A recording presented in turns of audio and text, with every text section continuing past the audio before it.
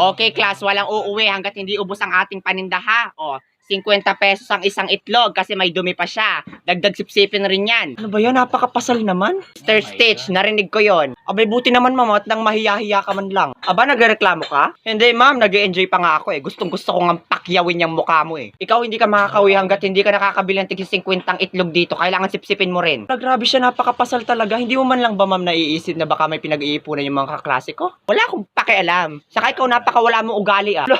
Coming from you talaga, ma'am. Ikaw nga halang ang bituka, mukha pang bituka. Ba't hindi ka pa rin talaga titigil, ha? Hindi talaga, napakakapal kasi ng mukha mo kasing kapal ang dictionary sa English. Gusto mo bang hiampas ko sa mukha mo yung dictionary sa English? Ako makapal ang mukha, sagot ka na sagot sa nakakatanda sa'yo. Kung ikaw lang naman din ang nakakatanda, ay bakit pa ako mag-aalin lang sumagot? Ay samantalang buong klase nagtitinda ka, kulang na lang gawin mong grocery store tong klase natin. Wala kayong pakialam kung ginagawa ko kayong business kasi doble-doble ang kita ko. Kumikita ako sa pagiging teacher at kumikita pa ako sa mga baon nyo. Oh, good morning, Mrs. Principal. Narinig niyo po yun? Yes, Mr. Stitch. Dinig na dinig ko. Salamat sa pagtawag sa akin.